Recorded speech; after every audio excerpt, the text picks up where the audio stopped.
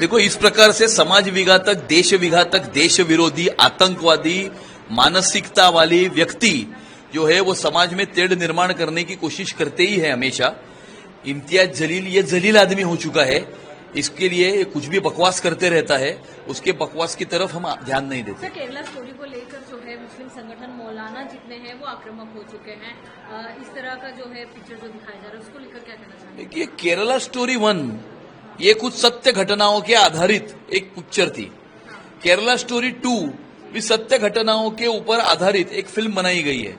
अगर समाज में कुछ घटनाएं अगर घटती है और उन घटनाओं के आधार के ऊपर अगर उसे दिखाने के लिए अगर कोई फिल्म बनती है तो मुझे ये नहीं लगता है कि उसके बारे में आपत्ति किसी को दिखाने की आवश्यकता है।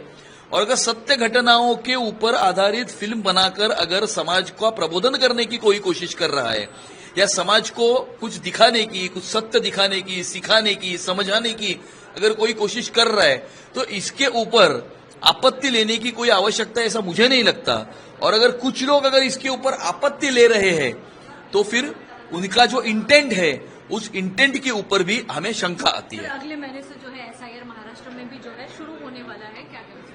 नहीं, कानून के तहत रहकर जो प्रोसेस सारे पूरे देश भर में हो रही है वो प्रोसेस महाराष्ट्र में भी हो रही है। और सभी राजनीतिक दलों का ये मानना है, इंक्लूडिंग ऑपोजिशन, कि जो वोटर लिस्ट है उसका सुसूत्रीकरण होना चाहिए, उसका क्लीन अप होना चाहिए, उसको सीधा करना चाहिए। वही करने के लिए प्रोसेस है। तो ये दुनिया देश के सभी राज्यों में हो रही है, महाराष्ट्र में भी हो रही है। सर, क्या कहना चाहेंगे भिवंडी में जिस तरह से बागी जो कॉर्पोरेटर है भाजपा के वो मेयर बन गए हैं कांग्रेस की सपोर्ट से? मैं अभी हमारे यहाँ पर भारतीय जनता पार्टी मुंबई के कार्यालय में हमारा प्रशिक्षण शिविर था, वहाँ पर था। अभी ही मुझे पता चला है कि वहाँ पर भिवंडी में जो हुआ है, मैं पहले से ही थोड़ी सी बात बताना चाहता हूँ कि यहाँ पर भारतीय जनता पार्टी के और महायुति की में ये चुनाव हमने लड़ा था और भारतीय जनता पार्टी के वहाँ पर 22 कॉर्पोरेटर चुन के आए थे, शिवसेना के 12 चुन के आए थे। तो यहाँ पर जो महायुति में अगर महापौर किसे करना है तो भारतीय जनता पार्टी की तरफ से हम प्रत्याशी किसे बनाए इसके बारे में एक 10-12-15 दिन पहले वहाँ की भिवंडी की कोर्टिंग जो थी, कोर्टिंग के माध्यम से बैठक हुई थी। उस बैठक के अंदर बहुमत से वहाँ पर नारायण चौधरी जो है उनको महापौर की उम्मीदवार करने के बारे में भिवंडी के हमारे भारतीय जनता पार्टी के कोर टीम ने तय करके वो निर्णय जो है हमारे पास महाराष्ट्र प्रदेश के पास भेजा था।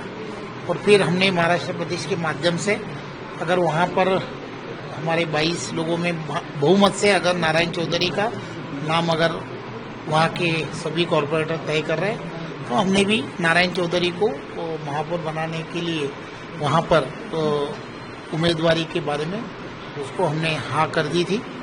10 दिन पहले ये हमने उनको पत्र भी दिया था, लेकिन उसके बाद में वहाँ पर जो घटनाएं घटी उस वजह से वहाँ पर स्थानिक जो राजकारण बहुत अलग अलग तरीके से होने शुरू हुआ। और उसके बाद में वहाँ के जो कॉरपोरेटर्स हैं, जो दूसरे गट के हैं, विलास पाटिल वगैरह, ऐसे लोगों के साथ में वहाँ के लोगों की जो है स्थानीय उनका बन नहीं रहा था।